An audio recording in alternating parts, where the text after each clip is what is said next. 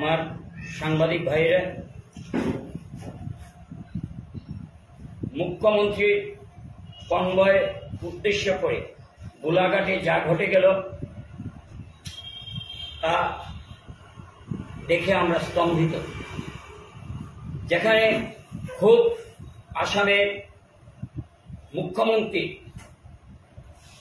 গাড়ির উপর বোতল ছুড়া হলো, এখানে গণতন্ত্র আজ পদদলিত, এখানে গণতান্ত্রিক আন্দোলনের নামে সন্ত্রাসী কায়দায় আন্দোলন চলছে।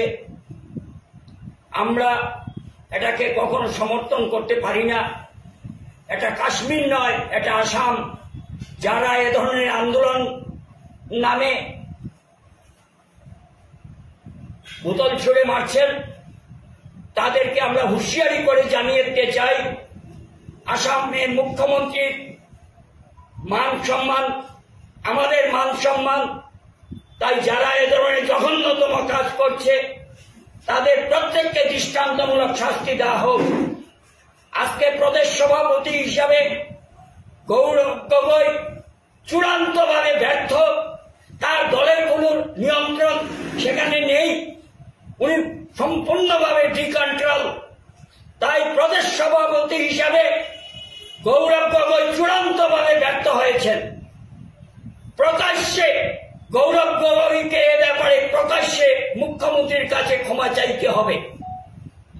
আর যদি উনি ক্ষমা না চান তাহলে তাকে বরাকের যুক্তে আমরা প্রতিরোধ করে তুলব।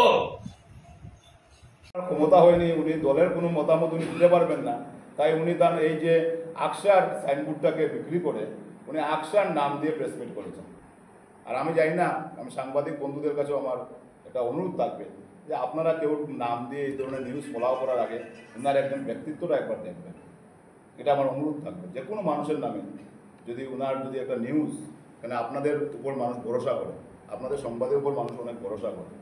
এই সংবাদটা যখন মানুষে পড়ে বা যখন টিভিতে দেখে বা মোবাইলে দেখে তো মানুষের অনেক বিশ্বাস হয়। আমরা জানি যে ব্যক্তিটা কাল আপনাদের এখানে প্রেসমিট করেছেন সেই ব্যক্তিটা ক্ষমতা প্রতিকূল, কিন্তু সাধারণ মানুষ এটা বুঝতে পারবে না, আপনাদের উপর বিশ্বাস করে। তাই আপনারা, আমার অনুরোধ থাকবে, এটা আমার সাজেশন আপনাদের কাছে, যে কোনো ব্যক্তির প্রেসমিট করার আগে সেই ব্যক্তিটা সম্বন্ধে একটু আপনারা বিবেচনা করবেন। এই ধরনের একটা ব্যক্তির কথার উপর এত বড় নিউজ ফলাও করে আর সেটা নিয়ে একটা বিরাট বরাক উপত্যকায় আটকে দেবে গৌরব গগৈকে, এটা হাস্যকর ব্যাপার।